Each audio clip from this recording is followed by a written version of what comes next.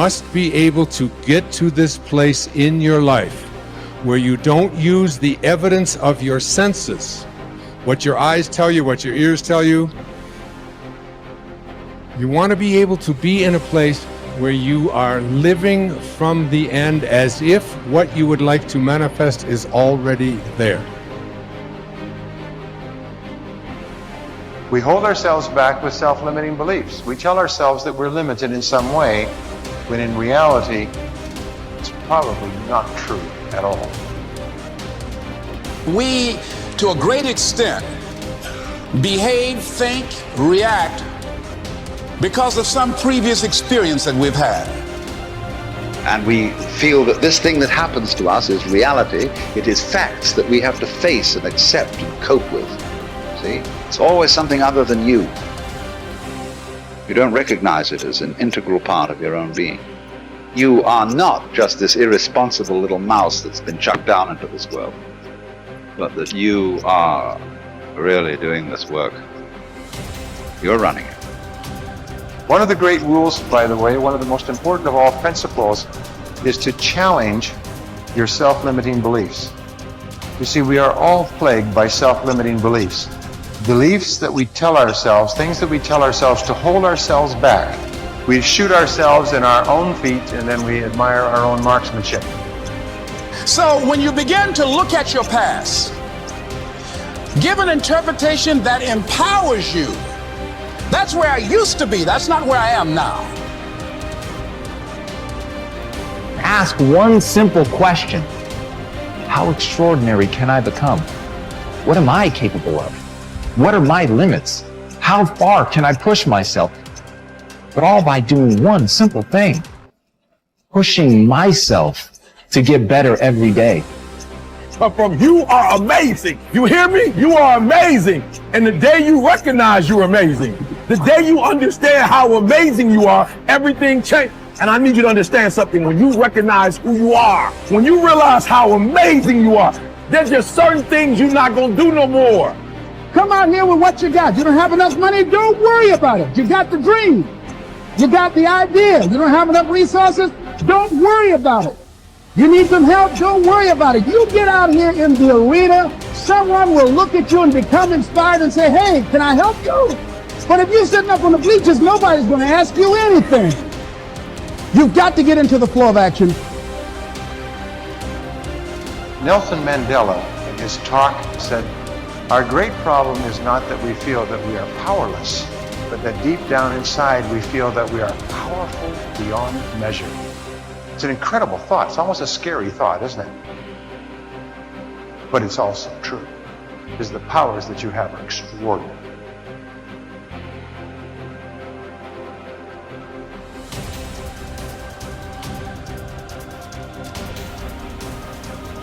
Perception can rewrite the genetic code. When you're under stress, you will rewrite your genes. It's built into every one of your cells. You have genetic engineering genes. The function of these genes is if you find stress that the body cannot seem to get out of, the body will make an effort to change its structure to get out of the problem. And of course, the issue is this. What if your perception wasn't real? And you change your genes? Now you're in deep doo-doo.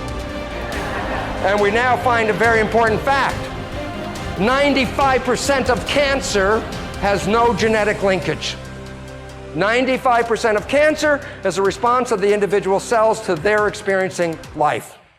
And if you change your experiences, you can change the presence of that cancer. You think 60 to 70,000 thoughts in one day.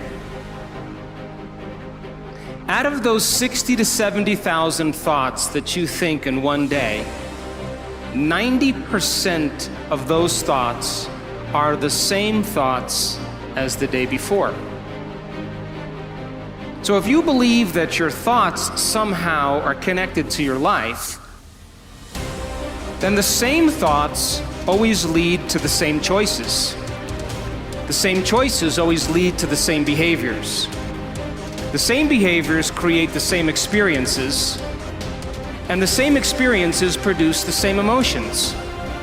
And those very same emotions drive the very same thoughts. And your biology your neurocircuitry, your neurochemistry, your neurohormones, and even your genetic expression is equal to how you think, how you act, and how you feel. And how you think, how you act, and how you feel is called your personality. And your personality creates your personal reality. That's it. So then, if you wanted to create a new personal reality, a new life, then you would have to start thinking about what you've been thinking about and change it. You would have to become aware of your unconscious thoughts and observe them. You would have to pay attention to your automatic habits and behaviors and modify them. And you would have to look at the emotions you live by every single day that are connected to your past and decide if those emotions belong in your future. You see, most people try to create a new personal reality as the same personality, and it doesn't work. You literally have to become someone else. Prayer works, but not the way that you're praying. If I take you and connect a cap to your head with electrodes on it and connect that cap to a computer to read your brain waves, an EEG. I can read an EEG on your brain and see how your waves are functioning. I can tell you if you're in a low frequency state or a high frequency state based off of your brain waves. If you're an emotion of fear, doubt, anguish, begging, which is praying, the typical person begs when they pray, that's low frequency. Now, if I take you with that same exact technology and connect it to a computer, and read your brain waves, and I have you in a position of upright power, understanding, commanding, unconditional love, happiness. Now it's going to be high frequency waves going to the computer. The universe reads waves low frequency and high frequency. It knows low and high, and guess what? It's going to give you back whatever you give it. You're running around here begging and pleading and hoping and wishing and scrapping around, you're going to get the same kind of garbage back in your life. Until you stand up and draw a line in the sand and command your existence, command your potential, command who you are, command your outcomes to happen, you're going to be suffering. The reason why I command my realities is because I know the power is inside of me. So I command myself. I don't get on an airplane and pray to arrive at my destination safely. I command I arrive at my destination safely. I command it. Why? Because the same power of the Creator is inside of my body. I don't, please help me make sure I get there right on time when I arrive safely. No, that's a slave's mentality. I'm not a slave. I got the power of the Creator flowing through every atom in my body. So that I have a fractal of that power in me, I'm going to command things with confidence. My prayer is, I command it. That's it. I'm done. That's the whole prayer. That's the whole prayer. There's nothing else for me to say. There's nothing else to say. Command it. Walk in your true power. Another major assumption is that we're equivalent to genetic automatons. We have genes, they control us, we don't control the genes, and therefore we're sort of like victims of our heredity. You got cancer running in your family, you say, oh my goodness, I'm going to get the cancer, I got the genes, or Alzheimer's, or diabetes, whatever. This is completely false, because it turns out genes control nothing. It's really the environment that is controlling the genes, and more importantly, our perception of the environment. How we see the world, what we think about the world is adjusting our genetics. So we find out disease, 1% of disease is connected to genetics. 90% or more of disease is connected to how we live in the world, because how we live in the world is altering or affecting our genetic activity. So what we know and what we believe is changing our reality constantly. Right, because the new science is called epigenetics. And what it means is this: our beliefs and how we see the world, we change our genetics. So rather than being victims, which we have believed all the way up to now, we are the masters. We change our genetics just by how we respond to the world.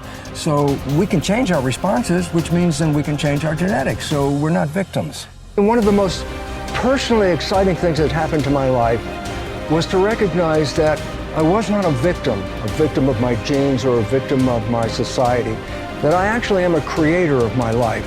And once understanding that nature and expressing that creativity, I profoundly changed my life from being a victim to being a master of my creation.